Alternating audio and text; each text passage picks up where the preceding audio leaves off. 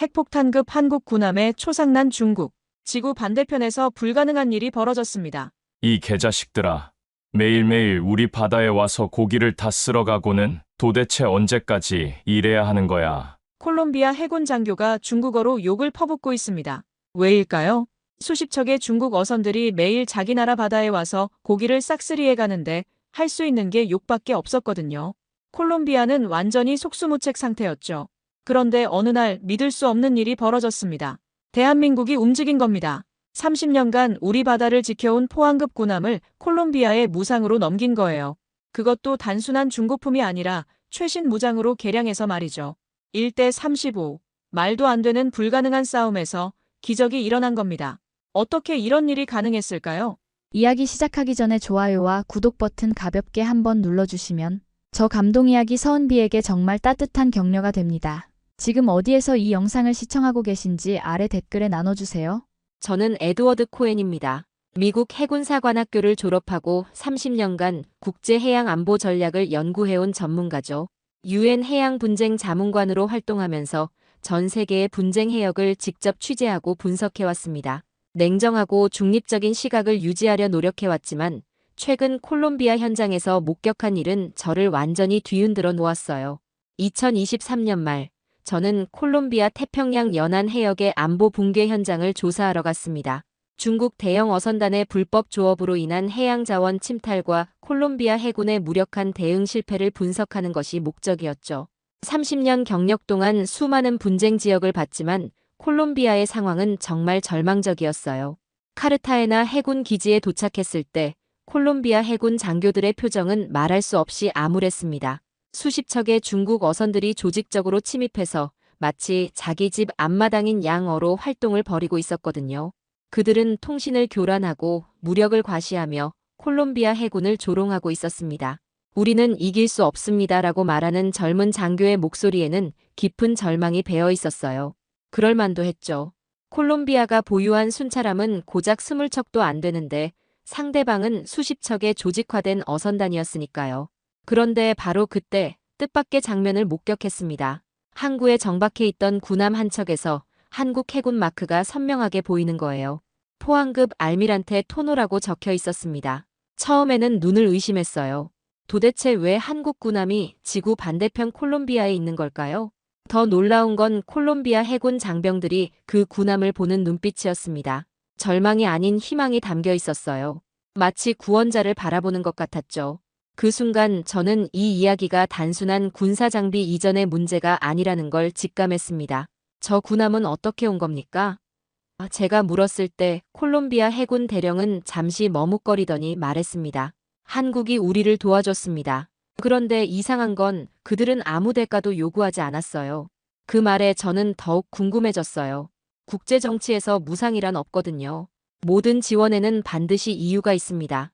경제적 이익, 정치적 영향력, 전략적 거점 확보. 뭔가 목적이 있을 텐데 한국의 행동은 기존 패턴과 달랐습니다. 저는 즉시 조사에 착수했어요. 한국이 콜롬비아에 군함을 제공한 배경과 과정, 그리고 그 결과를 직접 확인하고 싶었습니다. 30년간의 분석 경험으로 봤을 때 이 사건에는 분명 더 깊은 이야기가 숨어 있을 거라고 생각했거든요. 첫 번째 인터뷰는 디에고 로드리게스 소위와 진행했습니다. 20대 후반의 젊은 장교로 처음에는 저에게 경계심을 드러냈어요. 또 다른 외국 전문가가 와서 우리를 분석하려는 거 아닙니까? 하지만 대화를 나누면서 그의 마음이 조금씩 열리기 시작했죠. 솔직히 처음엔 한국의 지원을 믿지 못했습니다라고 디에고가 말했어요. 우리는 너무 많이 실망당했거든요. 하지만 박정호 중령님이 오시고 나서 모든 게 달라졌습니다. 박정호 중령, 한국에서 파견된 교관이었습니다. 저는 그를 만나보고 싶었어요. 도대체 어떤 사람이기에 절망에 빠진 콜롬비아 해군에 희망을 불어넣을 수 있었던 걸까요?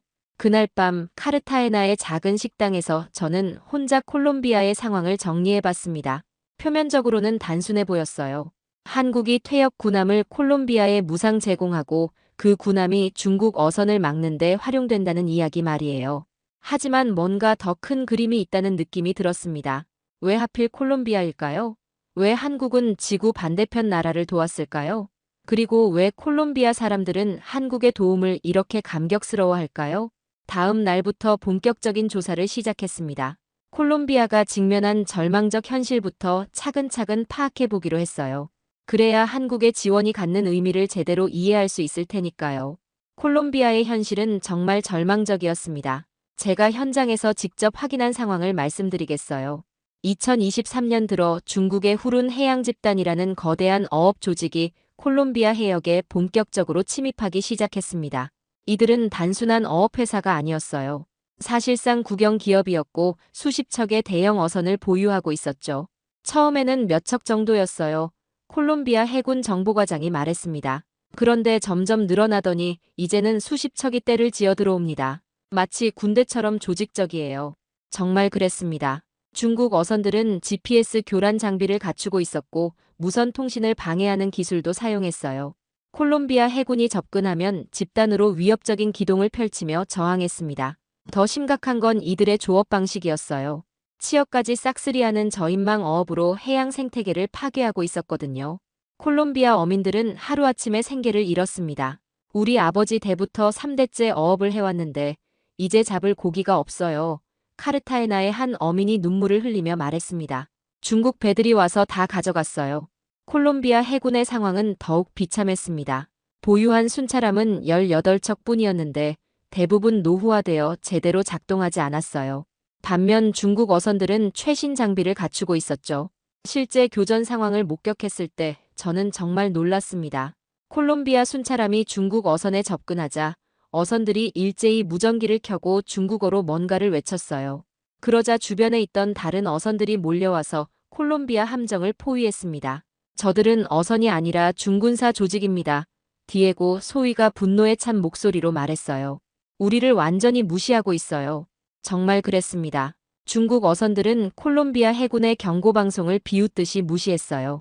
심지어 일부 어선은 콜롬비아 순찰함을 향해 고아포스로 물을 뿌리는 도발까지 감행했습니다. 콜롬비아 해군 내부의 분위기는 최악이었어요. 젊은 장교들은 자괴감에 빠져 있었고 고참 장교들은 포기한 상태였습니다. 우리가 뭘 할 수 있겠어요? 한 중령이 한숨을 쉬며 말했습니다. 상대는 수십 척인데 우리는 고작 몇 척뿐이에요. 게다가 우리 배는 30년도 넘은 고물이고요. 상황은 점점 악화됐습니다. 중국 어선들이 대담해지면서 콜롬비아 영해 깊숙이까지 침입하기 시작했거든요. 이들은 야간에 몰래 들어와서 새벽에 빠져나가는 게릴라식 조업을 벌였어요. 우리는 24시간 감시할 능력이 없습니다. 해군 작전 참모가 실토했어요. 인력도 장비도 부족해요. 중국 배들은 그걸 너무 잘 알고 있어요. 콜롬비아 정부도 손을 놓고 있었습니다. 중국과의 경제관계를 의식해서 강경 대응을 주저했거든요. 이런 상황에서 해군은 완전히 고립됐어요. 외교적 항의도 소용없었습니다. 중국 정부는 민간 어업 활동이라며 발뺌했고 실질적인 조치는 전혀 취하지 않았어요. 그런데 이런 절망적인 상황에서 갑자기 희망의 소식이 들려왔습니다. 한국이 콜롬비아에 군함을 무상으로 제공한다는 거였어요. 처음엔 믿기지 않았습니다. 해군 참모총장이 회상했어요. 도대체 왜 한국이 우리를 도와주려 하는지 이해할 수 없었거든요. 콜롬비아 해군 내부에서도 의견이 갈렸습니다. 일부는 희망적이었지만 다른 일부는 회의적이었어요. 특히 에르난도 루이스 장군 같은 고위 간부들은 강하게 반대했습니다. 외국의 도움에는 반드시 대가가 따릅니다. 루이스 장군이 엄숙하게 말했어요. 한국이 우리에게 무엇을 요구할지 모르겠어요. 하지만 젊은 장교들은 달랐습니다. 디에고 소위를 비롯한 이들은 한국의 지원을 간절히 기다렸어요. 더 이상 잃을 게 없다는 절박함 때문이었죠. 적어도 시도해볼 가치는 있지 않습니까? 디에고가 상관들에게 말했어요. 지금 상황에서 더 나빠질 수도 없잖아요. 드디어 결정이 내려졌습니다. 콜롬비아 정부는 한국의 제안을 받아들이기로 했어요. 하지만 여전히 많은 사람들이 반신반의하고 있었습니다. 과연 한국의 지원이 이 절망적인 상황을 바꿀 수 있을까요? 저도 처음에는 회의적이었어요. 군함 한두 척으로 무엇을 할 수 있겠습니까? 하지만 곧 제 생각이 완전히 틀렸다는 걸 알게 됐죠. 2024년 1월, 드디어 한국에서 온 배가 카르타헤나 항의 모습을 드러냈습니다. 포항급 초계함 알미란테 토노였어요. 저는 그 순간을 직접 목격했는데 정말 인상적이었습니다. 한국에서 30년 이상 복무한 이 군함은 겉보기에는 평범해 보였어요. 하지만 콜롬비아 해군 장병들이 보는 눈빛은 달랐습니다. 마치 구세주를 보는 것 같았죠. 생각보다 훨씬 좋네요. 디에고 소위가 감탄하며 말했습니다. 정말 우리 걸 된 거예요? 함께 온 한국 교관들도 인상적이었어요. 그 중심에는 박정호 중령이 있었습니다. 40대 중반의 그는 말수가 적었지만 행동 하나하나에서 프로의 기품이 느껴졌어요. 안녕하십니까? 박정호입니다. 그의 첫 인사는 간단했지만 묵직했어요. 앞으로 여러분과 함께 일하게 됐습니다. 박중령과 함께 온 교관팀은 총 8명이었습니다. 모두 해군 특전단 출신의 베테랑들이었죠. 이들의 임무는 단순히 배를 넘겨주는 게 아니라 콜롬비아 해군을 직접 훈련시키는 것이었어요. 우리는 배만 주고 가는 게 아닙니다. 박중령이 콜롬비아 장교들에게 말했어요. 여러분이 완전히 숙달될 때까지 함께 하겠습니다. 군함의 사양도 기대 이상이었습니다. 한국에서 최신 장비로 개량해서 보낸 거였거든요. 76mm 주포, 40mm 기관포, 해성 대함 미사일까지 완벽하게 갖춰져 있었어요. 하지만 더 놀라운 건 교육 과정이었습니다. 박중령은 단순히 기술만 가르치는 게 아니었어요. 마음가짐부터 바꾸려고 했죠. 기계는 도구일 뿐입니다. 박중령이 첫 교육에서 말했어요. 중요한 건 그걸 다루는 사람의 정신력입니다. 처음에는 콜롬비아 장교들이 반발했어요. 특히 에르난도 루이스 장군은 노골적으로 불편해했습니다. 우리가 정신교육까지 받아야 합니까? 루이스 장군이 따져 물었어요. 우리는 기술만 배우면 됩니다. 그런데 박중령의 대답이 인상적이었어요. 장군님, 1951년 콜롬비아 군인들이 한국에 왔을 때 뭘 가져왔는지 아십니까? 뭘 말입니까? 총과 대포가 아니라 마음을 가져왔습니다. 우리를 위해 싸우겠다는 마음 말입니다. 그 순간 회의실이 조용해졌어요. 루이스 장군도 할 말을 잃었죠. 디에고 소위는 달랐습니다. 처음부터 박중령의 교육에 집중했어요. 새벽 5시부터 시작되는 체력 훈련도 마다하지 않았죠. 왜 이렇게 일찍 시작합니까? 다른 장교가 불평했을 때 박중령이 답했어요. 중국 어선들이 언제 오는지 미리 알려주나요? 전투는 우리가 준비될 때 일어나는 게 아닙니다. 훈련 과정에서 흥미로운 일들이 벌어졌어요. 박중령은 콜롬비아 장교들에게 한국의 바다를 지킨 이야기를 들려줬거든요. 우리도 처음엔 약했습니다. 박중령이 말했어요. 6.25 전쟁 때 우리 해군은 고작 몇 척의 배밖에 없었어요. 하지만 포기하지 않았습니다. 그래서 어떻게 됐습니까? 디에고가 물었어요. 여러분 나라 군인들이 도와줬습니다. 박중령의 답이었어요. 콜롬비아 해군이 우리 바다를 지켜줬어요. 이 이야기를 들은 콜롬비아 장교들의 표정이 달라졌어요. 특히 젊은 장교들은 감동받은 것 같았죠. 박중령의 교육 방식은 독특했습니다. 이론보다는 실전 위주였어요. 실제 상황을 가정한 시뮬레이션을 반복했죠. 중국 어선 10척이 접근합니다. 어떻게 하시겠습니까? 박중령이 갑자기 물었어요. 경고방송을 보냅니다. 디에고가 답했어요. 무시하고 계속 접근합니다. 그럼 위협 사격을 합니다. 5척이 더 나타났습니다. 총 15척입니다. 이런 식으로 실전과 똑같은 상황을 만들어 훈련했어요. 처음에는 우왕좌왕하던 콜롬비아 장교들이 점점 침착해지기 시작했습니다. 박중령의 개인적인 관심도 놀라웠어요. 각 장교의 특성을 파악해서 맞춤형 교육을 했거든요. 디에고, 자네는 판단력이 좋네 박중령이 말했어요. 하지만 자신감이 부족해. 더 당당하게 명령하게. 네, 알겠습니다. 디에고가 고개를 끄덕였어요. 3주간의 집중 훈련 끝에 첫 실전 투입일이 정해졌습니다. 중국 어선들이 다시 콜롬비아 해역에 나타났다는 정보가 들어온 거예요. 준비됐습니까? 박중령이 물었어요. 네, 준비됐습니다. 디에고가 힘차게 답했어요. 그의 목소리에는 이제 자신감이 담겨 있었죠. 드디어 알미란테 토노의 첫 출격일이 다가왔습니다. 과연 한국의 지원과 훈련이 실전에서 어떤 결과를 보여줄까요? 한국의 지원이 본격화되자 예상치 못한 갈등이 터져나왔습니다. 콜롬비아 군부 내에서 찬반 논란이 격화된 거였어요. 가장 강하게 반대한 건 에르난도 루이스 장군이었습니다. 콜롬비아 해군의 실력자였던 그는 외국의 개입을 못마땅해 했어요. 이건 우리 주권의 문제입니다. 루이스 장군이 고위 간부 회의에서 목소리를 높였어요. 외국 군함으로 우리 바다를 지킨다고요? 말이 됩니까? 하지만 현실을 봐야 하지 않겠습니까? 젊은 장교들이 반박했어요. 우리 힘만으론 중국 어선을 막을 수 없어요. 그럼 더 노력해야죠. 루이스 장군이 단호하게 말했어요. 외국의 동정에 의존하는 건 굴욕입니다. 이런 갈등은 언론에도 보도됐어요. 콜롬비아 주요 신문들이 한국의 지원을 두고 논쟁을 벌이기 시작했거든요. 한국의 진짜 의도는 무엇인가? 라는 제목의 기사가 나왔어요. 무상 지원이라지만 분명 뭔가 숨은 목적이 있을 것이라는 의혹 제기였죠. 외신들도 관심을 보였습니다. 미국 일부 언론은 한국이 남미에서 영향력을 확대하려는 것이라고 분석했어요. 중국 언론들은 더 노골적이었죠. 한국이 중국을 견제하려는 의도라고 비난했습니다. 이런 상황에서 박정호 중령의 대응이 인상적이었어요. 그는 논란에 휘말리지 않고 묵묵히 자신의 일을 했습니다. 교관님, 언론에서 온갖 얘기를 하는데 괜찮으세요? 디에고가 걱정스럽게 물었어요.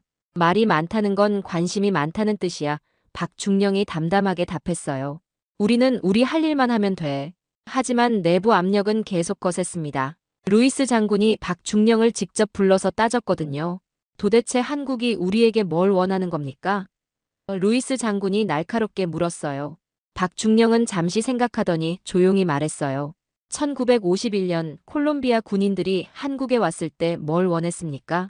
그건 유엔의 요청이었고. 아닙니다. 박중령이 조용히 끼어들었어요. 여러분은 우리를 위해 싸웠습니다. 아무 데가 없이 말이에요. 루이스 장군이 당황하는 기색을 보였어요. 그때와 지금은 다릅니다. 뭐가 다릅니까? 박중령이 반문했어요. 여러분이 우리를 위해 피를 흘렸던 건 기억하고 우리가 여러분을 돕는 건 의심하십니까? 그 순간 회의실이 조용해졌어요. 루이스 장군도 더 이상 말을 하지 못했죠. 하지만 의혹은 쉽게 사라지지 않았습니다. 일부 정치인들이 국회에서 문제를 제기했거든요. 한국이 우리 해군 기지에 영구 주둔을 요구할 수도 있다. 야당 의원이 주장했어요. 이건 신중하게 검토해야 할 문제다. 이런 논란 속에서도 훈련은 계속됐습니다. 박중령과 교관팀은 흔들리지 않았어요. 오히려 더욱 열심히 콜롬비아 장병들을 가르쳤죠. 의심받는 게 당연합니다. 박중령이 한국 교관들에게 말했어요. 우리도 처음엔 외국의 도움을 믿지 못했거든요. 그럼 어떻게 해야 할까요? 젊은 교관이 물었어요. 행동으로 보여주는 수밖에 없어요. 박중령의 답이었어요. 말이 아니라 행동으로 말이에요. 디에고 소위는 이런 상황이 안타까웠어요. 젊은 장교들 사이에서는 한국에 대한 지지가 높았거든요. 하지만 고위 간부들의 반대 때문에 목소리를 내기 어려웠죠. 우리끼리라도 제대로 해봅시다. 디에고가 동료들에게 말했어요. 박 교관님이 이렇게 열심히 가르쳐 주시는데. 젊은 장교들은 단합했습니다. 그들은 공식적인 반대에도 불구하고 박중령의 교육에 더욱 적극적으로 참여했어요. 외부 압력도 만만치 않았습니다. 중국 대사관에서 콜롬비아 외무부에 비공식 항의를 했거든요. 한국의 군사 지원이 지역 균형을 깨뜨릴 수 있다는 게 중국 측 주장이었어요. 콜롬비아 정부는 난처한 상황에 빠졌죠. 중국은 우리의 중요한 경제 파트너입니다. 외무부 관계자가 걱정스럽게 말했어요. 관계가 악화되면 곤란해요. 이런 압력 속에서도 박중령은 흔들리지 않았습니다. 오히려 더욱 조용하고 차분하게 일을 진행했어요. 시끄럽게 하지 맙시다. 박중령이 교관들에게 당부했어요. 우리는 조용히 그러나 확실하게 일하는 겁니다. 그는 언론 인터뷰도 정중히 거절했어요. 대신 콜롬비아 장병들과의 훈련에만 집중했죠. 왜 인터뷰를 안 하십니까? 제가 박중령에게 물었어요. 말보다는 결과로 보여드리고 싶어서요. 그의 답이었어요. 70년 전 콜롬비아 군인들도 말이 아니라 행동으로 우리를 도왔거든요. 이 말을 듣고 저는 뭔가 깨달았어요. 박중령에게는 단순한 임무 수행 이상의 의미가 있었던 거예요. 70년 전의 은혜를 갚겠다는 진심이 있었죠. 디에고도 이런 분위기를 느꼈나 봅니다. 그는 점점 박중령을 존경하게 됐어요. 교관님은 다르십니다. 디에고가 동료들에게 말했어요. 진심으로 우리를 도우려고 하세요. 훈련 과정에서 작은 사건이 하나 있었어요. 루이스 장군이 갑자기 훈련장에 나타난 거였습니다. 뭘 하고 있는 겁니까? 루이스 장군이 박중령에게 물었어요. 해전 시뮬레이션 훈련입니다. 박중령이 차분하게 답했어요. 누가 허락했습니까? 작전 참모부에서 승인받았습니다. 루이스 장군이 훈련 내용을 살펴봤어요. 중국 어선의 침입 상황을 가정한 실전 훈련이었죠. 이건 너무 공격적이지 않습니까? 루이스 장군이 따졌어요. 방어 훈련입니다. 박중령이 설명했어요. 우리 영해를 지키는 것은 공격이 아니라 방어죠. 그 순간 루이스 장군의 표정이 미묘하게 변했어요. 박중령의 논리가 맞았거든요. 그래도 루이스 장군이 말을 이으려 했지만 박중령이 조용히 끼어들었어요. 장군님, 1951년 금성 전투에서 콜롬비아 군인들이 뭘 했는지 아십니까? 그건 왜 중국군을 막아냈습니다. 우리 땅을 지켜줬어요. 박중령이 말했어요. 지금 우리가 하는 것도 똑같습니다. 여러분 바다를 지키는 거예요. 루이스 장군이 할 말을 잃었어요. 그는 잠시 머뭇거리더니 말없이 돌아갔습니다. 그날 이후 분위기가 조금씩 바뀌기 시작했어요. 루이스 장군의 반대가 누그러진 건 아니었지만 적어도 공개적인 방해는 하지 않았거든요. 뭔가 달라졌네요. 디에고가 관찰했어요. 분위기가 좀 나아진 것 같아요. 박중령은 여전히 신중했습니다. 아직 시작일 뿐이야. 진짜 시험은 실전에서 나와. 드디어 그 실전의 날이 다가왔습니다. 정보부에서 급보가 들어온 거예요. 중국 어선 15척이 콜롬비아 해역으로 접근하고 있다는 소식이었죠. 준비됐나? 박중령이 디에고에게 물었어요. 네, 준비됐습니다. 디에고가 힘차게 답했어요. 그의 목소리에는 이제 확신이 담겨 있었습니다. 의심과 갈등을 뚫고 나온 진짜 준비가 완료된 거였어요. 2024년 2월 15일 오전 6시 드디어 알미란테 토노의 첫 실전 출격 명령이 떨어졌습니다. 중국 어선 15척이 콜롬비아 배타적 경제수역에 침입했다는 정보였어요. 모든 승조원 전투 배치. 디에고 소위가 명령했습니다. 그의 목소리에는 더 이상 주저함이 없었어요. 3개월간의 집중 훈련이 빛을 발하는 순간이었죠. 박정호 중령도 함께 승선했습니다. 하지만 그는 지휘관이 아니라 참관자의 자리에 있었어요. 진짜 시험은 콜롬비아 장병들이 스스로 해내야 하는 거였거든요. 긴장하지 마. 박중령이 디에고에게 조용히 말했어요. 훈련한 대로만 하면 돼. 카르타헤나 항을 떠난 알미란테 토노는 시속 25노트로 현장을 향해 달렸습니다. 30분 후 수평선 너머로 중국 어선들의 모습이 보이기 시작했어요. 와, 디에고가 망원경을 들여다보며 감탄했어요. 정말 많네요. 15척의 중국 어선이 일렬로 늘어서서 조업하고 있었습니다. 그들의 저인망 어업 때문에 바다가 흙탕물처럼 변해 있었어요. 경고방송 송출하겠습니다. 통신병이 보고했어요. 송출하라. 디에고가 명령했어요. 여기는 콜롬비아 해군입니다. 당신들은 현재 콜롬비아 배타적 경제수역에서 불법 조업 중입니다. 즉시 중단하고 공해상으로 이동하십시오. 영어와 스페인어, 중국어로 반복된 경고방송이 바다 위에 울려 퍼졌습니다. 하지만 중국 어선들의 반응은 예상대로였어요. 완전히 무시했거든요. 응답 없습니다. 통신병이 보고했어요. 2차 경고 송출. 디에고가 차분하게 명령했어요. 이번에는 더 강한 톤으로 경고했지만 결과는 마찬가지였습니다. 오히려 일부 어선이 도발적인 기동을 시작했어요. 저들이 우리를 포위하려고 합니다. 레이더 요원이 급하게 보고했어요. 정말 그랬습니다. 중국 어선들이 알미란테 토노를 중심으로 서서히 포위진을 형성하고 있었어요. 이전에 콜롬비아 순찰함들이 당했던 똑같은 수법이었죠. 어떻게 하겠습니까? 부사관이 긴장한 목소리로 물었어요. 디에고는 잠시 생각했습니다. 박중령의 훈련이 머릿속에 떠올랐어요. 포위당하면 중심을 잡고 하나씩 돌파하라는 교육 내용이었죠. 76mm 주포 경고 사격 준비. 디에고가 명령했어요. 경고 사격 준비 완료. 포수가 답했어요. 발사. 쾅. 거대한 포성이 바다를 가로질렀습니다. 포탄이 중국 어선 앞 50m 지점에 착탄하면서 거대한 물기둥이 솟아올랐어요. 그 순간 놀라운 일이 벌어졌습니다. 지금까지 콜롬비아 해군을 우습게 보던 중국 어선들이 갑자기 당황하기 시작한 거예요. 중국 어선들이 무전으로 뭔가 주고받고 있습니다. 통신감청 요원이 보고했어요. 내용이 뭡니까? 정확히는 모르겠지만 놀란 것 같습니다. 이런 반응은 처음인 것 같아요. 박중령이 만족스러운 표정을 지었어요. 좋아, 이제 계속 압박해. 2차 경고 사격.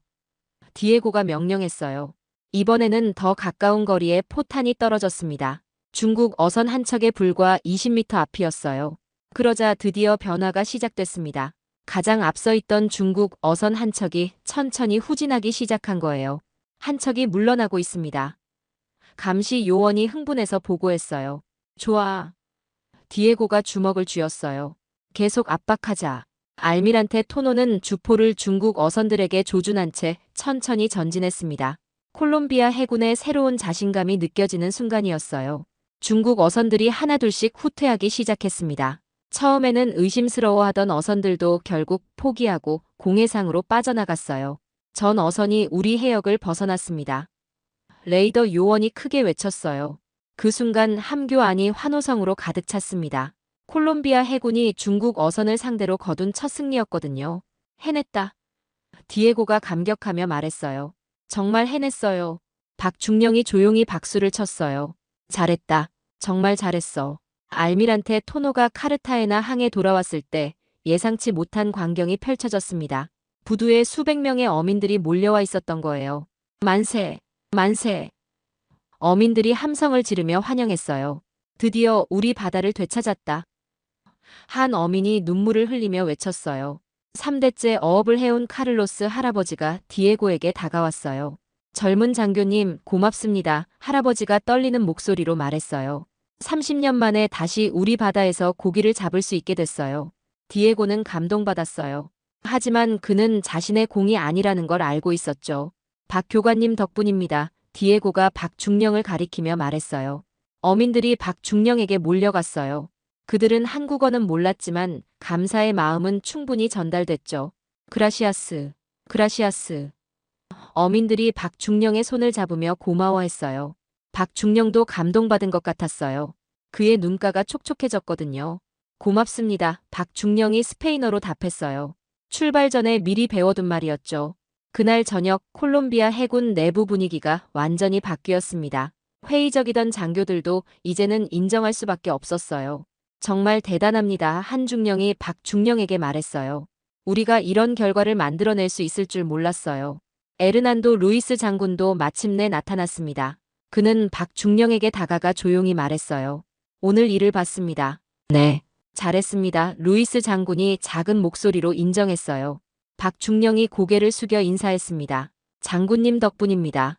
디에고는 이 모든 상황이 꿈만 같았어요. 불과 몇 달 전까지만 해도 절망에 빠져 있었는데 이제는 희망이 보였거든요. 이제 진짜 시작입니다. 박중령이 디에고에게 말했어요. 오늘의 승리가 끝이 아니라 시작이야. 박중령의 말이 맞았습니다. 중국 어선들이 쉽게 포기할 리가 없었거든요. 더 큰 시험이 기다리고 있었어요. 첫 승리의 기쁨도 잠시, 일주일 후 더 큰 위기가 찾아왔습니다. 푸른 해양 집단이 특수작전팀을 파견한 거였어요. 이번엔 다릅니다. 정보부 요원이 긴급히 보고했어요. 일반 어선이 아니라 특수장비를 갖춘 선단입니다. 위성 정보를 분석한 결과 이번에 온 중국 선단은 이전과 달랐어요. GPS 교란 장치, 고출력 전파 방해 장비, 심지어 무인기까지 갖추고 있었죠. 완전히 중군사 조직이네요. 디에고가 자료를 보며 놀랐어요. 박정호 중령도 심각한 표정이었습니다. 이번엔 쉽지 않겠군. 2024년 2월 23일 새벽 3시 중국 특수선단이 콜롬비아 해역에 침입했습니다. 이들의 작전은 교묘했어요. 야간에 은밀히 접근해서 새벽에 대규모 조업을 시작한 거였죠. 긴급 출동. 디에고가 명령했어요. 알미란테 토노가 어둠 속에서 출항했습니다. 하지만 현장에 도착하자마자 문제가 발생했어요. 레이더가 제대로 작동하지 않습니다. 레이더 요원이 당황해서 보고했어요. 무슨 일입니까? 강력한 전파 방해를 받고 있습니다. 중국 선단이 첨단 전자전 장비로 알미란테 토노의 시스템을 교란하고 있었던 거예요. GPS도 먹통이 됐고 통신도 불안정해졌죠. 이런. 디에고가 당황했어요. 이런 상황은 훈련에서 경험해보지 못했거든요. 박중령이 침착하게 말했어요. 전자장비에만 의존하면 안 돼. 기본으로 돌아가자. 기본이요? 눈으로 보고 귀로 듣고 경험으로 판단하는 거야. 박중령이 직접 나서서 상황을 분석하기 시작했어요. 바람의 방향, 파도의 패턴, 별자리의 위치. 그는 전자장비 없이도 정확한 위치를 파악했습니다. 저쪽 방향 2시 방향으로 5km 박중령이 가리켰어요. 정말 그곳에 중국 선단이 있었습니다. 20여 척의 배가 조직적으로 움직이고 있었어요. 접근합니다. 디에고가 명령했어요. 하지만 중국 선단은 한 수 위였습니다. 알미란테 토노가 접근하자 갑자기 강력한 서치라이트를 쏘아댔어요. 밤바다가 대낮처럼 밝아졌죠. 앞이 안 보입니다. 조타수가 외쳤어요. 서치라이트의 강렬한 빛 때문에 앞을 볼 수 없었어요. 더 위험한 건 중국 어선들이 알밀한테 토노를 향해 고속으로 접근하기 시작한 거였습니다. 충돌 위험. 감시 요원이 경고했어요. 긴박한 순간이었어요. 잘못하면 바다 한복판에서 충돌 사고가 날 수도 있었죠. 좌현 15도 회피. 디에고가 급하게 명령했어요. 가까스로 충돌은 피했지만 상황은 더욱 악화됐습니다. 중국 선단이 알밀한테 토노를 완전히 포위해버린 거예요. 사방이 막혔습니다. 레이더 요원이 보고했어요. 중국 어선들이 마치 늑대떼처럼 알밀한테 토노를 에워쌌어요. 그들은 고아포스로 물을 뿜어대기도 하고 큰 소리로 위협하기도 했죠. 이건 단순한 어업이 아니라 중군사 작전입니다. 디에고가 분노했어요. 박중령도 긴장한 표정이었어요. 이런 상황은 예상하지 못했거든요. 차분하게 생각해보자 박중령이 말했어요. 우리에게 유리한 점이 뭘까? 유리한 점이요? 디에고가 의아해했어요. 지금 완전히 포위당했는데요. 우리는 군함이고 저들은 어선이야. 박중령이 설명했어요. 화력에서는 우리가 압도적으로 유리해. 하지만 민간 선박을 공격할 수는 없잖아요. 공격하는 게 아니라 위협하는 거야. 진짜 군인의 위압감을 보여주는 거지. 박중령이 새로운 전술을 제시했어요. 포위망의 가장 약한 지점을 찾아 집중 돌파하는 거였죠. 주포를 가장 큰 어선에 조준하라 디에고가 명령했어요. 포수가 정확히 조준했습니다. 76mm 주포의 포구가 중국 어선을 겨냥했어요. 경고방송. 디에고가 외쳤어요. 즉시 포위를 풀고 물러나라. 그렇지 않으면 자위권을 행사하겠다. 강력한 경고방송이 바다에 울려 퍼졌습니다. 동시에 주포가 위협적으로 중국 어선을 조준했어요. 몇 초간의 긴장된 침묵이 흘렀습니다. 중국 어선들이 망설이는 것 같았어요. 발사 준비. 디에고가 마지막 경고를 했어요. 그 순간 중국 어선들이 서서히 물러나기 시작했습니다. 포위망에 틈이 생긴 거예요. 지금이야. 박중령이 외쳤어요. 알밀한테 토노가 전속력으로 틈을 뚫고 나갔습니다. 포위망을 돌파한 거였죠. 성공했습니다. 승조원들이 환호했어요. 하지만 박중령은 여전히 심각했어요. 아직 끝난 게 아니야. 저들은 다시 올 거야. 박중령의 예상이 맞았습니다. 중국 선단은 단념하지 않았어요. 오히려 더 교묘한 방법을 찾기 시작했죠. 이날의 경험은 디에고에게 큰 교훈이 됐어요. 실전은 훈련과 달랐고 적은 계속 진화한다는 걸 깨달았거든요. 교관님, 우리가 이길 수 있을까요? 디에고가 걱정스럽게 물었어요. 이기고 지는 게 중요한 게 아니야. 박중령이 답했어요. 포기하지 않는 게 중요해. 70년 전 우리도 그랬거든. 그날 밤 디에고는 박중령의 말을 되새겼어요. 한국 전쟁 때 절망적인 상황에서도 포기하지 않았던 한국군처럼 자신들도 끝까지 싸워야 한다고 다짐했죠. 진짜 시험은 이제부터였습니다. 위기의 순간이 진정한 영웅을 만들어낸다고 했던가요? 디에고 소위에게 그런 순간이 찾아왔습니다. 2024년 3월 5일 중국 후룬 해양 집단이 최후의 대규모 작전을 감행했어요. 이번에는 무려 35척의 선단이 콜롬비아 해역으로 몰려온 거였습니다. 이건 선전포고나 마찬가지입니다. 콜롬비아 해군 참모총장이 긴급 작전 회의에서 말했어요. 정보부 분석 결과 이번 중국 선단은 체계적으로 준비된 특수부대였어요. 통신 교란 장비, 레이더 방해 시스템, 심지어 수중 감시용 소나까지 갖추고 있었죠. 우리도 전력을 총동원해야 합니다. 에르난도 루이스 장군이 제안했어요. 이제 그는 완전히 달라져 있었습니다. 하지만 문제가 있었어요. 콜롬비아 해군의 다른 함정들은 모두 정비 중이거나 다른 임무에 투입된 상태였거든요. 사실상 알밀한테 토노 한 척이 35척을 상대해야 하는 상황이었어요. 무모합니다. 일부 장교들이 반대했어요. 1대 35는 불가능해요. 하지만 디에고는 달랐습니다. 해보겠습니다. 박정호 중령이 디에고를 바라봤어요. 그의 눈에는 확신이 담겨 있었죠. 혼자서는 안 돼. 박중령이 말했어요. 내가 함께 가겠어. 하지만 교관님은 70년 전 콜롬비아 군인들이 우리와 함께 싸웠어. 이번엔 내가 여러분과 함께 싸울 차례야. 작전이 시작됐습니다. 알밀한테 토노는 새벽 4시에 출항했어요. 승조원들의 표정은 긴장됐지만 결의에 차 있었습니다. 이번엔 다를 겁니다. 디에고가 승조원들에게 말했어요. 우리는 더 이상 예전의 우리가 아니에요. 현장에 도착하자 정말 압도적인 광경이 펼쳐졌어요. 35척의 중국 선단이 마치 함대처럼 질서정연하게 배치되어 있었거든요. 이건 정말 전쟁이네요. 승조원 중 하나가 중얼거렸어요. 박중령이 작전을 지시했어요. 정면 돌파는 불가능해. 개별 격파로 가자. 새로운 전술이었어요. 선단의 가장자리부터 차례로 압박해서 하나씩 몰아내는 거였죠. 첫 번째 목표는 우측 끝에 있는 어선 5척이었어요. 알미란테 토노가 전속력으로 접근했습니다. 경고방송. 디에고가 명령했어요. 하지만 이번에는 중국 어선들이 무시하지 않았어요. 오히려 조직적인 대응을 보였죠. 5척이 일제히 알미란테 토노를 향해 돌진해온 거예요. 충돌 위험. 레이더 요원이 외쳤어요. 긴박한 순간이었어요.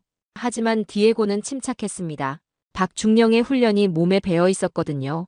주포 연속 경고 사격. 디에고가 명령했어요. 쾅, 쾅, 쾅. 3발의 포탄이 연속으로 중국 어선 앞에 떨어졌어요. 거대한 물기둥이 연속으로 솟아올랐죠. 중국 어선들이 놀라서 급히 방향을 바꿨어요. 그 틈을 놓치지 않고 알미란테 토노가 다음 목표로 향했습니다. 두 번째 그룹으로. 디에고가 지시했어요. 이번에는 좀 더 큰 어선 7척이 대상이었어요. 하지만 이들은 준비가 되어 있었습니다. 알미란테 토노가 접근하자 강력한 서치라이트로 눈을 멀게 했어요. 앞이 안 보입니다. 조타수가 외쳤어요. 박중령이 나섰어요. 서치라이트 위치를 파악해서 정확히 조준하라. 포수가 서치라이트 방향으로 주포를 겨냥했어요. 그리고 정확히 그 옆에 경고 사격을 했죠. 서치라이트가 꺼졌어요. 중국 어선들이 위협을 느낀 거였습니다. 이런 식으로 3시간 동안 치열한 공방전이 계속됐어요. 알미란테 토노는 마치 바다의 기사처럼 중국 선단 사이를 누비며 하나씩 압박했습니다. 15척이 물러났습니다. 감시 요원이 보고했어요. 하지만 아직 20척이 남아있었어요. 그리고 이들은 쉽게 포기하지 않았습니다. 가장 어려운 순간이 찾아왔어요. 남은 20척이 모두 알미란테 토노를 향해 몰려온 거였습니다. 완전히 포위당할 위험이 있었어요. 어떻게 하겠습니까? 부사관이 긴장한 목소리로 물었어요. 디에고가 박중령을 바라봤어요. 박중령이 고개를 끄덕였죠. 신뢰의 표시였습니다. 전속 전진. 디에고가 결단을 내렸어요. 정면 돌파한다. 알미란테 토노가 20척의 중국 어선을 향해 정면으로 돌진했습니다. 무모해 보였지만 이것이야말로 진정한 용기였어요. 주포가 연속으로 경고 사격을 쏘아댔어요. 포성이 바다를 가르며 울려 퍼졌죠. 마치 한 척의 군함이 적 함대에 돌진하는 것 같았습니다. 중국 어선들이 당황하기 시작했어요. 이런 배포는 예상하지 못했거든요. 하나둘씩 길을 비켜주기 시작했습니다. 포위망이 뚫렸습니다. 레이더 요원이 흥분해서 외쳤어요. 드디어 알미란테 토노가 포위망을 돌파했어요. 그리고 놀라운 일이 벌어졌습니다. 중국 선단 전체가 후퇴하기 시작한 거예요. 전 선단이 우리 해역을 벗어나고 있습니다. 감시 요원이 크게 외쳤어요. 함교 안이 환호성으로 가득 찼습니다. 1대 35의 불가능한 승부에서 승리한 거였어요. 해냈습니다. 디에고가 감격하며 외쳤어요. 정말 해냈어요. 박중령이 디에고의 어깨에 손을 올렸어요. 잘했다. 정말 잘했어. 그날의 승리는 단순한 해전 승리가 아니었어요. 콜롬비아 해군의 자존심을 되찾은 역사적인 순간이었죠. 카르타헤나로 돌아왔을 때 이번에는 수천 명의 시민들이 환영했어요. 뉴스가 전국에 보도됐거든요. 영웅이 돌아왔다. 시민들이 환호했어요. 에르난도 루이스 장군도 부두에 나와 있었어요. 그는 디에고와 박중령에게 다가가 깊이 고개를 숙였습니다. 내가 틀렸습니다. 루이스 장군이 말했어요. 당신들이 우리에게 준 건 단순한 군함이 아니었어요. 용기와 자신감이었습니다. 박중령이 답했어요. 우리가 준 게 아니라 원래 여러분 안에 있던 거예요. 우리는 그냥 깨워드린 것뿐입니다. 그날 밤 콜롬비아 전체가 축제 분위기였어요. 작은 나라의 해군이 거대한 중국 선단을 물리친 기적 같은 이야기가 전 세계로 퍼져나갔습니다. 알미란테 토노의 승리 소식은 순식간에 전 세계로 퍼져나갔습니다. 이 작은 사건이 국제사회에 미친 파급력은 상상을 초월했어요. 가장 먼저 반응한 건 남미 언론들이었습니다. 콜롬비아의 기적 한국의 군함이 만든 역사라는 제목의 기사들이 쏟아져 나왔어요. 하지만 더 놀라운 건 유럽과 미국 언론의 반응이었습니다. CNN, BBC, 로이터 등 주요 외신들이 앞다투어 이 이야기를 보도했거든요. 한국형 군사 외교의 새로운 모델 이것이 국제 언론의 평가였어요. 워싱턴 포스트는 특별 기획 기사를 통해 이렇게 분석했습니다. 한국은 단순히 무기를 수출한 게 아니라 정신과 경험을 전수했다. 이것이 진정한 소프트 파워다. 저도 이런 반응에 놀랐어요. 30년간 국제 정치를 분석해왔지만 이런 사례는 처음 봤거든요. 가장 흥미로운 건 다른 나라들의 반응이었습니다. 필리핀, 베트남, 말레이시아 등 남중국해에서 중국과 갈등을 겪는 나라들이 한국에 비슷한 지원을 요청하기 시작한 거예요. 우리도 포항급 함정을 받을 수 있을까요? 필리핀 해군 참모총장이 한국 대사관에 문의했어요. 한국 정부도 당황했을 법했지만 오히려 체계적으로 대응하기 시작했어요. 국방부의 해외 군사 협력단이라는 새로운 조직이 만들어졌죠. 콜롬비아에서는 더 놀라운 변화가 일어났습니다. 한국에 대한 관심이 폭발적으로 증가한 거예요. 한국어를 배우고 싶어요. 콜롬비아 젊은이들 사이에서 한국어 학습 붐이 일었어요. 한국문화원 앞에는 매일 긴 줄이 생겼죠. 더 의미 있는 건 참전 용사들의 반응이었습니다. 70년 전 한국 전쟁에 참전했던 콜롬비아 참전 용사들이 다시 주목받기 시작한 거예요. 우리가 한국을 도왔는데 이제 한국이 우리를 도와줬네요. 92세의 참전 용사 호세 할아버지가 눈물을 흘리며 말했어요. 콜롬비아 정부는 참전 용사들을 위한 특별 기념식을 열었습니다. 한국에서도 특사단이 파견됐어요. 여러분의 희생을 잊지 않았습니다. 한국 국가보훈처장이 참전 용사들에게 말했어요. 하지만 가장 큰 변화는 콜롬비아 해군 자체였습니다. 알미란테 토노의 성공 이후 해군 전체의 사기가 하늘을 찔렀거든요. 디에고 소위는 일약 국민 영웅이 됐어요. 하지만 그는 자만하지 않았습니다. 이건 저 혼자 한 게 아니에요. 디에고가 언론 인터뷰에서 말했어요. 박정호 교관님과 한국팀 전체의 공로입니다. 박정호 중령에게도 콜롬비아 정부에서 최고 무공훈장을 수여했어요. 외국인이 받는 최고 영예였죠. 감사합니다. 박 중령이 시상식에서 말했어요. 하지만 이 훈장은 70년 전 한국을 위해 싸워준 모든 콜롬비아 군인들의 것입니다. 그의 말에 참석자들이 기립박수를 보냈어요. 더 놀라운 변화는 지역 차원에서 일어났습니다. 남미 태평양 연안 4개국이 해양안보 공동 대응 체계를 구축하기로 합의한 거예요. 한국이 보여준 모델을 벤치마킹하겠다. 칠레 국방장관이 발표했어요.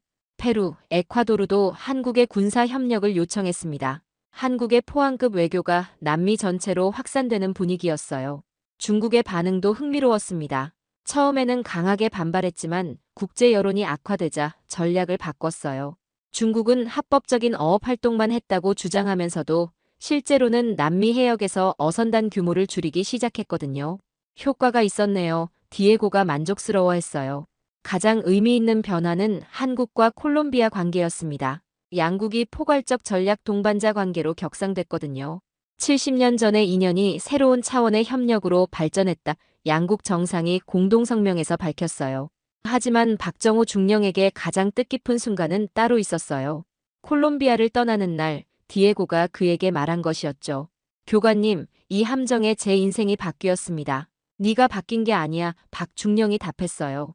원래 내 안에 있던 걸 찾은 거지. 6개월간의 임무를 마치고 한국으로 돌아가는 박 중령을 배웅하러 수백 명이 나왔어요. 콜롬비아 해군 장병들뿐만 아니라 일반 시민들까지 몰려왔죠. 안녕히 가세요. 고맙습니다. 온갖 언어로 인사가 쏟아졌어요. 에르난도 루이스 장군도 나왔습니다. 그는 박 중령에게 조용히 말했어요. 처음엔 의심했습니다. 하지만 당신들은 진짜였어요. 우리가 특별한 게 아닙니다. 박 중령이 답했어요. 70년 전 여러분이 우리에게 해준 것을 갚았을 뿐이에요.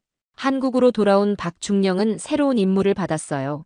해외 군사협력단의 초대 단장이 된 거였죠. 이제 시작입니다. 박 중령이 세부서 발족식에서 말했어요. 우리가 받은 도움을 이제 다른 나라들과 나눌 차례입니다. 그로부터 1년이 지난 2025년 초 알미란테 토노는 여전히 콜롬비아 바다를 지키고 있었습니다. 디에고는 이제 중령으로 진급했고 콜롬비아 해군의 새로운 상징이 됐죠. 그리고 저는 이 모든 과정을 지켜보며 하나의 확신을 갖게 됐어요. 진정한 강국은 힘으로 압도하는 나라가 아니라 기억을 행동으로 보여주는 나라라는 것을 말이에요. 한국이 콜롬비아에 보여준 것은 단순한 군사 지원이 아니었습니다. 그것은 인간의 품격이었고 국가의 품이었어요. 70년 전의 은혜를 잊지 않고 갚는 아름다운 보답이었죠. 이 이야기를 마무리하면서 저는 깊은 감동을 느낍니다. 한국은 세계에 무엇이 진정한 강함인지 보여줬어요.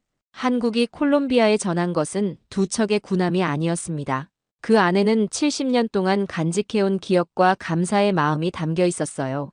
물질이 아닌 정신을, 이익이 아닌 의리를, 계산이 아닌 진심을 보여준 거였죠. 지구 반대편 작은 나라의 바다에서 일어난 이 기적 같은 이야기는 우리에게 큰 교훈을 줍니다. 진정한 국가의 품격은 경제력이나 군사력으로 측정되는 것이 아니라 약속을 지키고 은혜를 갚는 마음에서 나온다는 것을 말이에요. 콜롬비아 사람들이 한국을 보는 눈빛, 디에고, 소위의 성장, 박정호 중령의 헌신, 그리고 70년 전 참전용사들의 눈물. 이 모든 것이 한국인의 위대함을 증명했습니다. 여러분도 이 이야기에 감동받으셨다면 꼭 공유해주세요. 이런 아름다운 이야기가 더 많은 사람들에게 전해져야 합니다. 좋아요와 구독으로 다음 이야기에도 힘을 실어주시고 댓글로 여러분의 생각을 나눠주세요. 우리나라의 이런 자랑스러운 이야기들이 계속 발굴되고 알려질 수 있도록 함께해 주시기 바랍니다. 대한민국의 핵폭탄급 미사일 발표에 세계 최강국들이 발칵 뒤집혔습니다.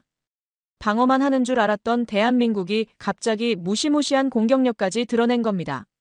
전 세계가 인정해야 합니다. 한국은 이제 진정한 기술 강국이에요. 정말 대단한 나라입니다. 더 이상 누구의 보호도 필요 없는 진짜 군사 강국 앞에서 강대국들의 오만함이 한순간에 무너져 내렸다고 하는데요.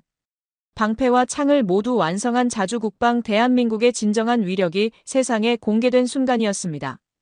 도대체 무엇이 세계를 이토록 뒤흔들었을까요? 이야기 시작하기 전에 좋아요와 구독 버튼 가볍게 한번 눌러주시면 저 감동 이야기 서은비에게 정말 따뜻한 격려가 됩니다. 지금 어디에서 이 영상을 시청하고 계신지 아래 댓글에 나눠주세요. 저는 존 해리슨입니다. 미군에서 20년 이상 군사 분석과 전략 연구를 해온 방위 전략 전문가죠. 이번에 서울 ADEX에 참석하게 되었어요. 한국의 최신 방어 시스템들을 직접 확인해 보라는 미 국방부의 요청이었습니다. 인천공항에 도착했을 때 한국의 의욕이 느껴졌어요. 공항 곳곳에 ADEX 홍보 포스터들이 붙어 있었고, 특히 한국산 무기 체계들을 강조하는 내용이 눈에 띄었습니다. 사전에 받은 자료를 보니 아이언돔 LAMD 시스템과 KSM 120mm 자주 박격포 비격이라는 무기들이 소개되어 있었어요. 솔직히 말하면 처음엔 크게 기대하지 않았습니다. 한국도 꾸준히 군사 기술을 발전시켜왔지만 아직은 미국이나 유럽의 기술을 따라가는 수준이라고 생각했거든요. 하지만 이번 ADEX에서는 뭔가 다른 자신감을 보여주려는 한국의 의지가 느껴졌어요. 서울 ADEX 전시장에 도착하니 이미 여러 나라의 군사 전문가들이 와 있었습니다. 일본에서 온 다나카 히로시라는 방위성 기술 분석관이 특히 눈에 띄었어요. 그는 한국 연구원들과 인사를 나누면서도 어딘지 모르게 선배 나라의 여유를 보이는 듯 했습니다. 대화 중에 한국도 많이 발전했네요 라는 식의 말투가 자주 나왔어요. 중국에서 온 장외이밍이라는 군사과학원 연구원도 있었어요. 그는 겉으로는 예의 바르게 행동했지만 눈빛이 매우 예리했습니다. 한국 기술진들과 대화할 때마다 은근히 기술적인 질문들을 섞어서 물어보고 있었어요. 독일에서 온 클라우스 밀러는 상당히 점잖은 모습이었지만 한국 기술에 대해서는 조심스러운 태도를 보이고 있었습니다. 한국 방산업체에서 온 한지민 부장이 우리를 맞이했어요. 30대 초반으로 보이는 젊은 여성이었는데 상당히 자신감 넘치는 모습이었습니다. ADEX에서 한국 무기 시스템 시연을 담당한다고 했어요. 그녀가 오늘 공개할 시스템들에 대해 간단히 설명하기 시작했을 때였어요. 다나카가 정중하지만 회의적인 톤으로 말했습니다. 한국이 독자적인 방어 시스템을 개발했다고 하는데 일본의 PAC-3 시스템과 비교하면 어느 정도 수준인가요? 아직은 기술적 경험이 상대적으로 부족하지 않을까 싶은데요. 그의 말은 예의를 지키고 있었지만 속뜻은 분명했어요. 한지민 부장의 표정이 미묘하게 변하는 것을 볼 수 있었습니다. 하지만 그녀는 침착하게 미소를 지으며 답했어요. 오늘 직접 보시면 판단하실 수 있을 거예요. 밀러도 조심스럽게 의견을 제시했어요. 유럽의 경험으로 볼 때 이런 복합 시스템은 개발하기가 상당히 까다롭습니다. 독일의 하임팩 시스템도 완성하는데 오랜 시간이 걸렸거든요. 한국은 어떤 접근법을 사용했는지 궁금하네요. 장 웨이밍은 관심 있어 하면서도 은근히 탐색하는 듯한 질문을 던졌어요. 중국도 비슷한 시스템을 연구하고 있는데 혹시 개발 과정에서 어려웠던 점들이 있었나요? 기술적인 노하우를 공유할 수 있다면 좋을 텐데요. 저는 이런 분위기가 미묘하다고 느꼈어요. 표면적으로는 정중했지만 한국을 아직 후배로 보는 시선들이 있었습니다. 한지민 부장은 여전히 침착했지만 눈빛에서 강한 의지가 느껴졌어요. 마치 오늘 뭔가 특별한 걸 보여주겠다는 각오 같은 것 말이에요. 그럼 이제 시작해 보겠습니다. 오늘 여러분들께 보여드릴 것은 실제 작전 환경과 동일한 조건에서의 시연입니다. 이론이 아닌 현실을 보여드리고 싶어요. 그녀의 목소리에는 확고한 자신감이 있었어요. 저는 과연 그 자신감이 어디서 나오는 것인지 정말 궁금해졌습니다. ADEX 야외 시연장으로 이동하니 상당히 넓은 공간에 각종 첨단 장비들이 배치되어 있었습니다. 대형 스크린들과 레이더 시설, 그리고 실제 아이언돔 LAMD 시스템이 위풍당당하게 자리 잡고 있었어요. KSM 120mm 자주 박격포 비격도 한쪽에 배치되어 있었습니다. 한지민 부장이 시스템에 대해 설명하기 시작했습니다. 아이언돔 LAMD는 적어도 미사일 방어의 줄임말입니다. 기존 패트리어트 시스템들이 주로 탄도 미사일을 대상으로 한 것과 달리 우리 시스템은 포탄과 같은 비탄 도체까지 요격할 수 있어요. 특히 북한의 장사정포처럼 짧은 거리에서 빠르게 날아오는 위협들에 특화되어 있습니다. 다나카가 기술적인 관점에서 질문했습니다. 포탄 요격이 이론적으로는 가능하지만 실제로는 상당히 어려운 기술이죠. 일본도 관련 연구를 진행했지만 만족할 만한 성과를 얻지 못했거든요. 한국은 어떤 방식으로 이 문제를 해결했는지 궁금합니다. 한지민 부장은 자신있게 답했어요. 레이더의 탐지 정밀도와 요격 미사일의 기동성, 그리고 실시간 계산 처리 능력을 혁신적으로 개선했습니다. 특히 한국형 알고리즘이 핵심이라고 할 수 있어요. 장웨이밍이 좀 더 구체적인 질문을 했어요. 실시간 계산 처리라고 하면 어떤 방식인가요? 중국도 AI를 활용한 방어 시스템을 연구하고 있는데 혹시 비슷한 접근법인가요? 한지민 부장이 미소를 지으며 답했습니다. 구체적인 기술적 세부 사항은 오늘 시연을 통해 성능으로 보여드리는 게 낫겠어요. 말보다는 결과가 더 정확하니까요. 밀러가 실무적인 관점에서 의견을 제시했어요. 독일의 경험으로 볼 때 이런 시스템의 가장 큰 도전은 신뢰성입니다. 실험실에서는 성공하지만 실제 환경에서는 변수가 너무 많거든요. 한국 시스템의 실전 검증은 어느 정도 이루어졌나요? 한지민 부장의 표정이 더욱 자신감 넘치게 변했어요. 바로 그런 의문들을 해소하기 위해 오늘 실전과 동일한 조건에서 시연을 준비했습니다. 실험실 환경이 아닌 실제 야외에서 다양한 변수가 있는 상황에서 말이에요. 첫 번째 시연이 시작되었습니다. 목표물로 사용된 것은 155mm 포탄과 동일한 크기와 속도로 설계된 모의탄이었어요. 목표물이 발사되자마자 아이언돔 LAMD의 레이더가 즉시 포착했습니다. 대형 스크린에 목표물의 궤적과 예상 착탄점이 실시간으로 표시되기 시작했어요. 계산 속도가 정말 빨랐습니다. 불과 3초 만에 요격 미사일이 발사되었고 하늘에서 두 궤적이 만나는 순간 정확한 요격이 이루어졌어요. 저는 솔직히 놀랐습니다. 이론적으로는 가능하다고 생각했지만 실제로 이렇게 정확하게 성공하는 걸 보니 인상적이었어요. 특히 계산 속도와 요격 정확도가 예상보다 뛰어났습니다. 다나카도 놀란 표정을 감추지 못했어요. 하지만 여전히 신중한 태도를 유지했습니다. 한 번의 성공으로 시스템을 평가하기는 어렵죠. 실전에서는 연속적인 위협과 더 복잡한 상황이 발생하는데 그런 경우는 어떨까요? 한지민 부장은 그 말을 기다렸다는 듯이 답했어요. 좋은 지적이네요. 그럼 이번에는 다중 목표 시나리오를 보여드리겠습니다. 서로 다른 방향에서 동시에 오는 여러 목표물을 처리하는 상황으로요. 밀러가 관심을 보이며 앞으로 다가섰습니다. 다중 목표 처리는 정말 까다로운 기술이죠. 독일 시스템도 그 부분에서 한계를 느꼈거든요. 특히 우선순위 설정과 자원 배분이 관건인데요. 장웨이밍은 조용히 메모를 하면서 시스템의 작동 과정을 면밀히 관찰하고 있었어요. 그의 시선이 한국 기술진들의 조작 패널과 화면들을 놓치지 않으려고 집중하고 있다는 걸 알 수 있었습니다. 두 번째 시연 준비가 시작되었습니다. 이번에는 정말로 세 방향에서 동시에 목표물들이 발사될 예정이었어요. 각각 다른 속도와 궤적을 가진 상황이었습니다. 한지민 부장이 시연 전에 마지막으로 말했어요. 이번 시연에서는 시스템이 어떻게 실시간으로 위험도를 평가하고 우선순위를 정하는지 보실 수 있을 거예요. 그리고 모든 과정이 완전 자동으로 이루어집니다. 두 번째 시연이 시작되었습니다. 세 방향에서 동시에 목표물들이 발사되자 아이언돔 LAMD 시스템이 즉시 반응했어요. 모든 목표물을 동시에 추적하면서 각각의 위험도를 실시간으로 계산하기 시작했습니다. 대형 스크린에 3개의 궤적이 동시에 나타났어요. 시스템이 가장 위험한 목표물을 1순위로, 나머지를 2, 3순위로 자동 분류하는 과정이 생생하게 보였습니다. 첫 번째 요격 미사일이 발사되고 곧이어 두 번째, 세 번째가 연달아 발사되었어요. 첫 번째 요격 성공. 두 번째도 정확히 명중. 세 번째까지 모두 성공적으로 요격되었습니다. 시연장이 잠시 조용해졌어요. 모든 사람들이 방금 벌어진 일을 소화하고 있는 것 같았습니다. 저도 이런 정확도와 효율성을 본 적이 없었어요. 밀러가 먼저 입을 열었습니다. 이건 정말 인상적이네요. 독일에서도 이론적으로만 가능하다고 여겼던 수준인데 실제로 구현해냈다니 놀랍습니다.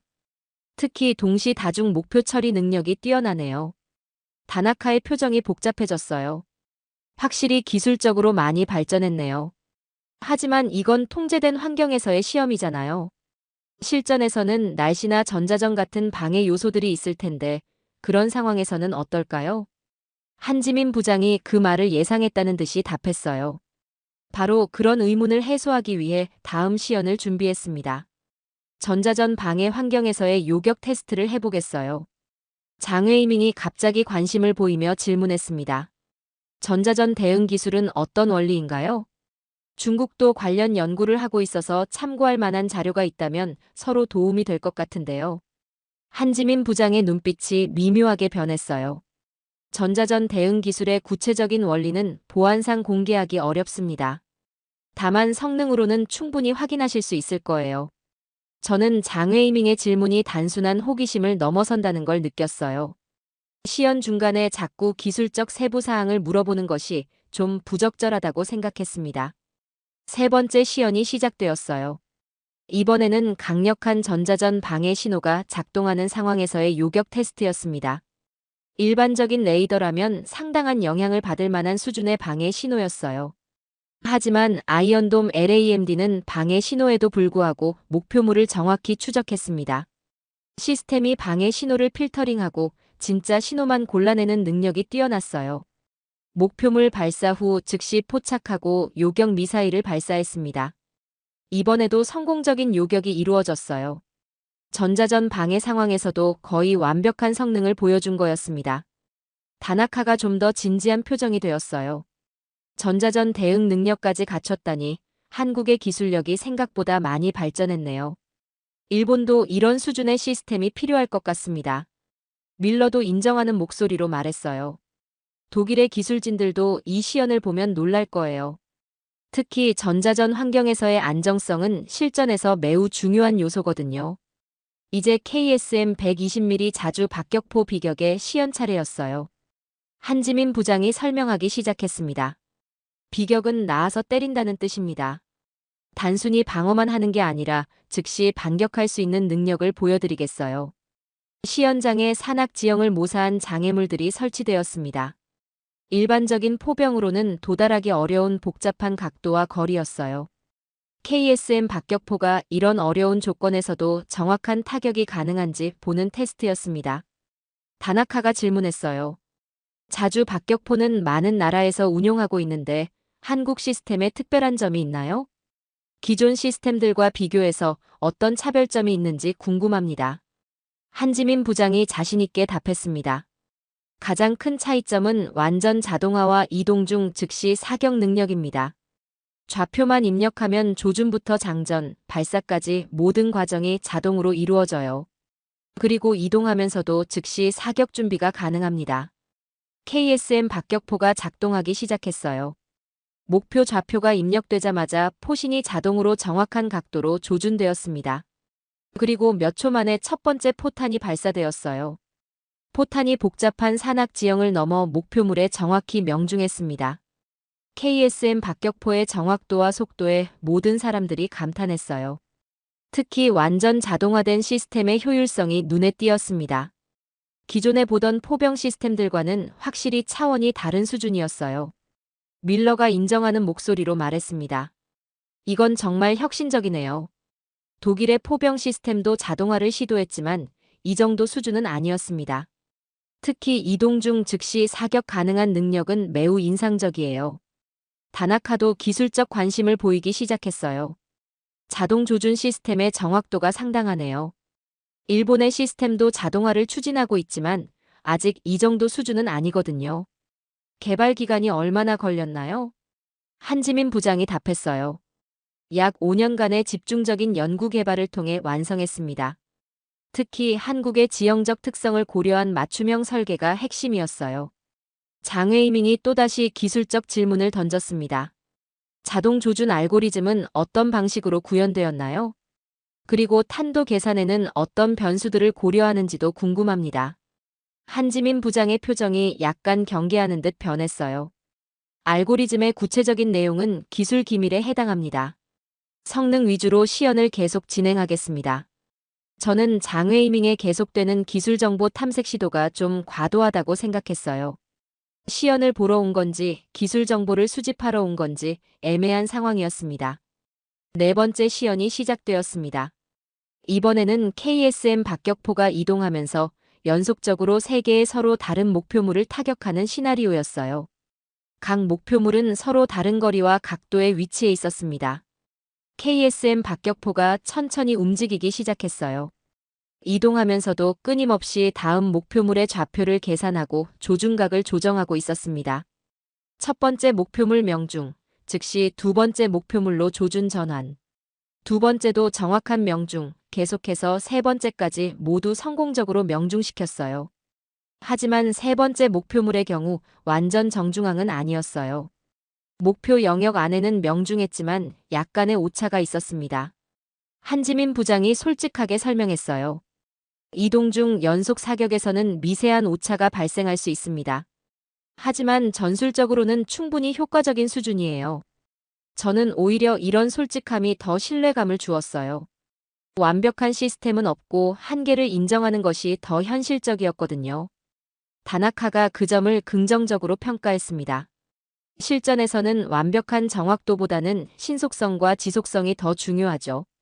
이 정도 수준이면 충분히 실용적이라고 봅니다. 밀러도 동의했어요. 독일의 경험으로 볼 때도 이동 중 연속 사격에서 이 정도 정확도는 매우 우수한 수준입니다. 완벽을 추구하다가 실전성을 잃는 경우도 많거든요. 다음 시연은 아이언돔 LAMD와 KSM 박격포가 동시에 작동하는 복합 시나리오였어요. 한지민 부장이 설명했습니다. 실전에서는 방어와 공격이 동시에 이루어져야 합니다. 이번 시연에서는 두 시스템이 어떻게 연동되는지 보여드리겠어요. 가상의 시나리오가 설정되었습니다. 적군이 미사일과 포탄으로 공격을 시작하고 동시에 우리는 적의 발사 지점들을 반격해야 하는 상황이었어요. 시나리오가 시작되자마자 여러 방향에서 위협들이 날아왔습니다. 아이언돔 LAMD가 즉시 모든 위협을 감지하고 우선순위를 정했어요. 동시에 KSM 박격포들이 적의 가상 발사 지점들을 향해 반격을 시작했습니다. 대부분의 위협이 성공적으로 요격되었어요. 하지만 한 개의 포탄은 요격이 조금 늦어서 목표 지점 근처까지 도달했습니다. 물론 최종적으로는 요격에 성공했지만 이상적인 시점보다는 늦었어요. 한지민 부장이 설명했습니다. 복합 상황에서는 시스템 자원의 한계로 인해 일부 지연이 발생할 수 있습니다. 하지만 최종적으로는 모든 위협을 성공적으로 차단했어요. 복합 시연의 결과에 대해 각국 전문가들이 다양한 반응을 보였어요. 완벽하지는 않았지만 전반적으로는 매우 인상적인 성과였습니다. 밀러가 현실적인 평가를 했어요. 실전에서 100% 완벽한 시스템은 없습니다. 중요한 건 전반적인 효과성과 신뢰성인데 한국 시스템은 그 기준을 충분히 만족시키네요. 독일도 이런 수준의 통합 운용 능력을 갖추고 싶어요. 다나카도 인정하는 분위기로 바뀌었어요. 방어와 공격의 동시 수행이라는 컨셉 자체가 혁신적입니다. 일본도 이런 접근법을 고려해 볼 필요가 있을 것 같아요.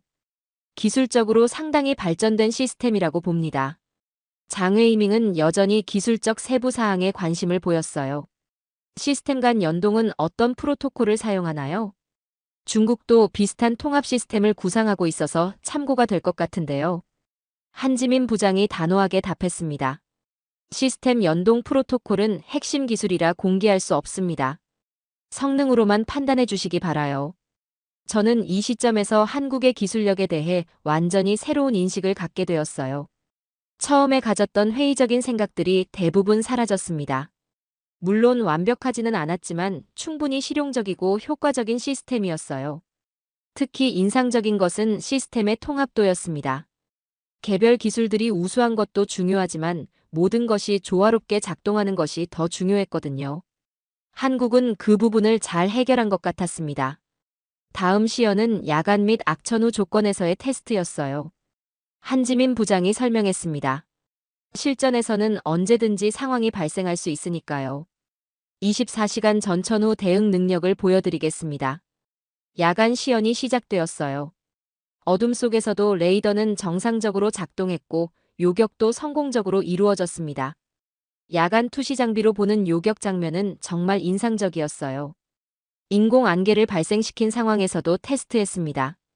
시야가 제한된 상황에서도 레이더 기반 시스템은 안정적으로 작동했어요. 물론 일부 성능 저하는 있었지만 실용적인 수준을 유지했습니다. 다나카가 솔직한 평가를 했어요. 야간과 악천 후 대응 능력까지 갖췄다니 한국의 기술이 정말 많이 발전했네요. 일본도 이런 전천 후 시스템이 필요한 상황입니다. 기술 협력의 가능성도 검토해봐야겠어요. 밀러도 적극적으로 관심을 표했습니다. 독일뿐만 아니라 나토 전체가 관심을 가질 만한 기술이에요. 유럽의 방어 체계를 한 단계 업그레이드할 수 있을 것 같습니다. 공식적인 협상 채널을 만들 수 있을까요? 장웨이밍도 구체적인 제안을 하기 시작했어요. 중국은 대량 구매가 가능합니다. 그리고 중국 시장에서의 현지 생산도 고려해 볼 수 있고요. 다양한 형태의 협력을 논의했으면 좋겠습니다. 하지만 한지민 부장은 중국의 제안에 대해서는 신중한 반응을 보였어요. 중국과의 협력은 여러 가지 요소를 종합적으로 검토해야 할 것 같습니다. 기술 보안과 관련된 민감한 사안들이 있거든요.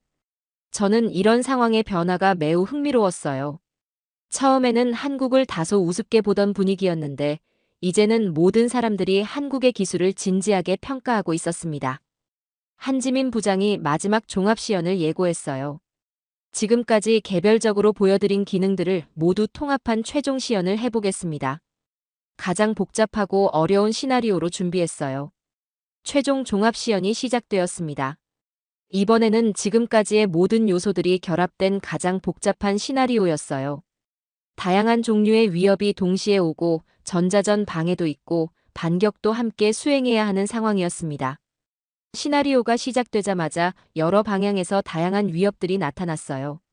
미사일, 포탄, 그리고 강력한 전자전 방해까지 모든 것이 동시에 발생했습니다. 아이언돔 LAMD가 모든 위협을 실시간으로 분석하고 우선순위를 정하기 시작했어요.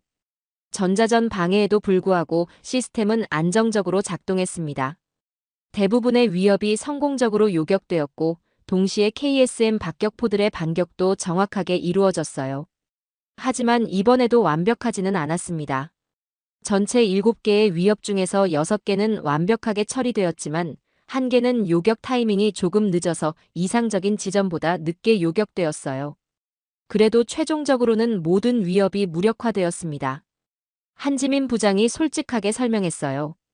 복잡한 상황에서는 시스템의 한계로 인해 일부 지연이나 오차가 발생할 수 있습니다.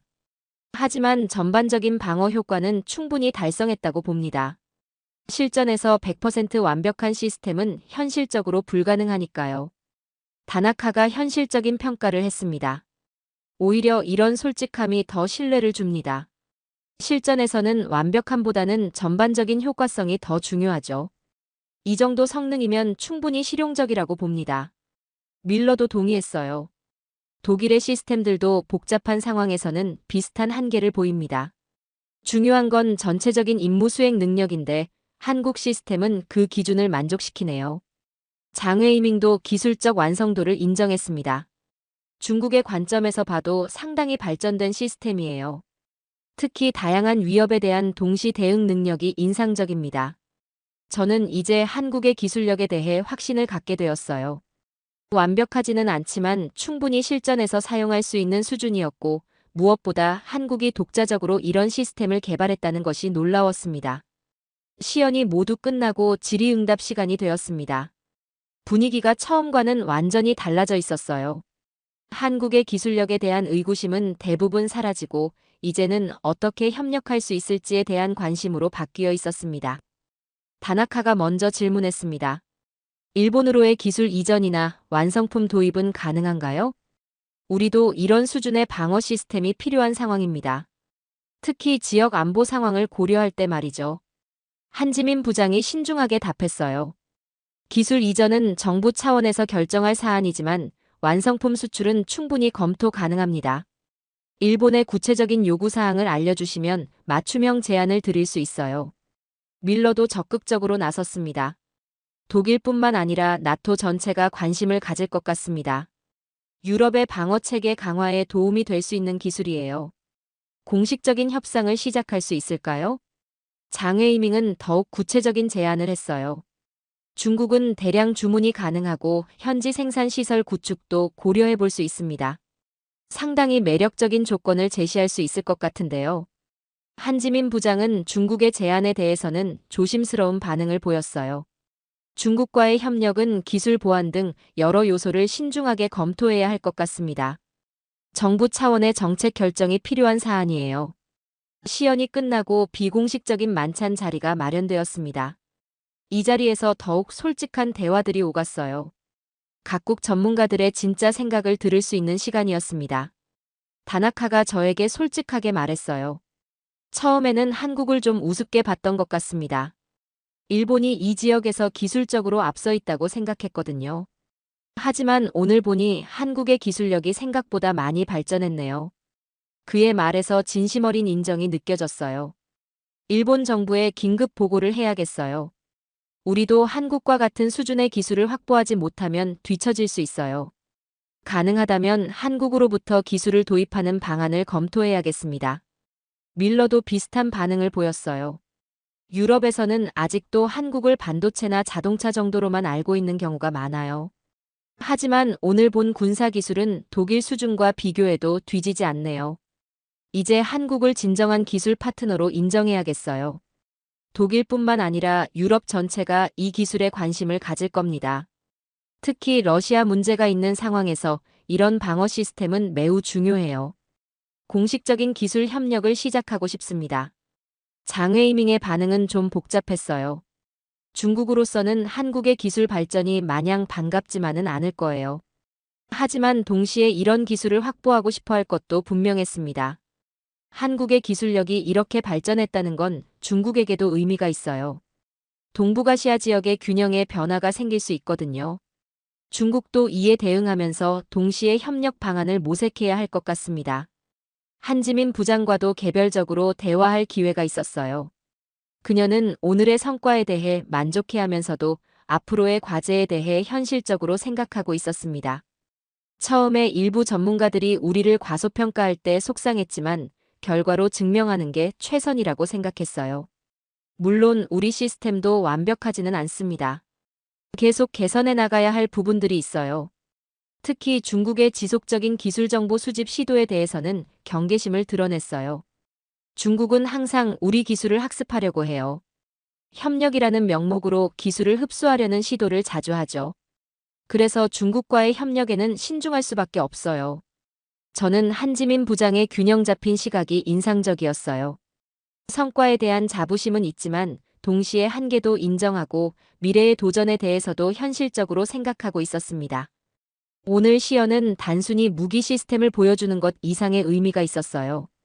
한국이 더 이상 기술을 받아들이기만 하는 나라가 아니라 독자적으로 첨단 기술을 개발할 수 있는 나라가 되었다는 걸 보여준 거죠. 각국 전문가들의 태도 변화를 보면서 저도 많은 것을 느꼈습니다. 선입견 없이 객관적으로 기술을 평가하는 것이 얼마나 중요한지 깨달았어요.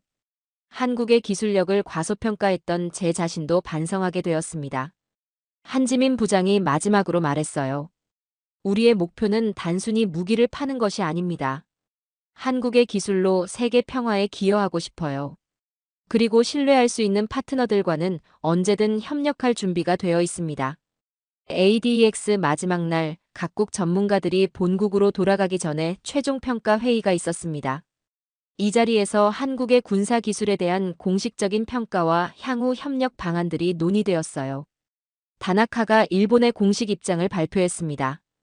일본 방위성은 한국의 아이언돔 LAMD 시스템과 KSM 박격포에 대해 긍정적으로 평가하고 있습니다.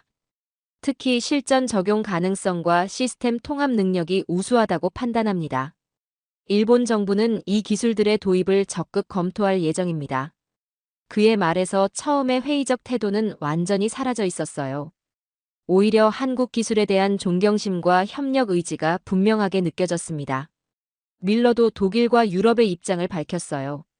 독일 국방부는 이번 시연 결과를 나토에 보고할 예정입니다. 한국의 기술이 유럽의 방어체계 강화에 기여할 수 있을 것으로 판단합니다. 공식적인 기술 협력 방안을 논의하고 싶습니다. 유럽이 한국의 기술을 인정하고 도입하려고 한다는 것은 정말 의미 있는 일이었어요. 과거에는 유럽이 한국의 기술을 제공하는 입장이었는데 이제는 그 관계가 역전된 것 같았습니다. 장 웨이밍의 발언은 여전히 신중했어요. 중국도 한국의 기술력을 인정합니다. 다만 기술 협력은 양국 간의 전략적 관계를 종합적으로 고려해서 추진해야 할 것 같습니다. 동북아시아의 안정과 평화를 위한 건설적 협력을 기대합니다. 중국의 복잡한 심정이 느껴졌어요. 한국의 기술 발전을 인정하면서도 동시에 신중한 접근을 하려는 의도가 보였습니다. 한지민 부장이 한국의 입장을 밝혔습니다. 우리는 평화를 지향하는 국가로서 우리의 기술이 세계 평화에 기여하기를 바랍니다. 신뢰할 수 있는 파트너들과의 협력은 언제든 환영하지만 기술의 오남용 방지는 반드시 고려해야 할 요소입니다. 그녀의 말에서 한국의 기술적 자신감과 동시에 책임감을 느낄 수 있었어요. 이제 한국은 기술을 제공하는 입장에서 어떻게 그 기술을 관리할지 고민해야 하는 상황이 되었습니다. 저는 미국의 입장에서 최종 평가를 했어요. 미국은 동맹국인 한국이 자주적 방어 능력을 갖추게 된 것을 환영합니다. 특히 기술적 완성도와 실전 적용성이 우수하다고 평가합니다. 미한 간의 기술 협력도 더욱 발전시켜 나가겠습니다. 이번 ADEX를 통해 한국의 위상이 확실히 달라졌다는 걸 느꼈습니다. 과거에는 한국이 선진국의 기술을 도입하는 입장이었다면 이제는 한국도 세계의 기술을 제공할 수 있는 국가가 되었어요. 특히 인상적인 것은 한국 기술자들의 자신감과 동시에 겸손함이었습니다. 자신들의 성과에 대한 자부심은 있지만 동시에 한계도 인정하고 지속적인 발전을 추구하는 자세였어요. 각국이 한국과의 협력을 원하는 상황을 보면서 저는 한국이 진정한 기술 파트너로 인정받게 되었다고 생각했어요. 이제 한국은 세계 어떤 나라와도 대등한 입장에서 협력할 수 있는 위치에 서게 되었습니다. ADEX가 끝나고 인천공항으로 향하는 길에서 저는 많은 생각을 했어요. 한국에 대한 제 인식이 많이 바뀌었습니다. 이제 한국은 기술을 배우는 나라가 아니라 기술을 나누는 나라, 도움을 받는 나라가 아니라 도움을 줄 수 있는 나라가 되었어요. 미국으로 돌아가서 쓸 보고서의 제목은 이미 정해져 있었습니다. 한국, 신뢰할 수 있는 기술 파트너. 이것이 바로 오늘 제가 확인한 한국의 새로운 모습이었습니다. 이번 경험을 통해 저는 하나의 중요한 사실을 깨달았습니다. 한국은 더 이상 누군가의 도움만 받는 나라가 아니라는 것을요. 스스로를 지킬 수 있고 나아가 세계 평화에 기여할 수 있는 진정한 기술 국가가 되었습니다. 아이언돔 LAMD와 KSM 박격포로 대표되는 한국의 군사기술은 이제 세계적 수준에 도달했어요. 완벽하지는 않지만 충분히 실용적이고 무엇보다 한국이 독자적으로 개발한 기술이라는 점이 인상적이었습니다. 각국이 한국의 기술에 관심을 보이는 상황을 보면서 저는 진정한 기술 자립이 무엇인지 느꼈습니다. 한국이 보여준 것은 단순한 무기가 아니라 평화를 지키려는 의지와 그것을 뒷받침하는 실력이었어요. 대한민국의 꾸준한 노력과 혁신 정신이 오늘의 성과를 만들어냈습니다. 이제 세계가 한국을 바라보는 시선이 달라졌어요. 존경받는 기술 파트너이자 신뢰할 수 있는 협력 국가로서 말이죠.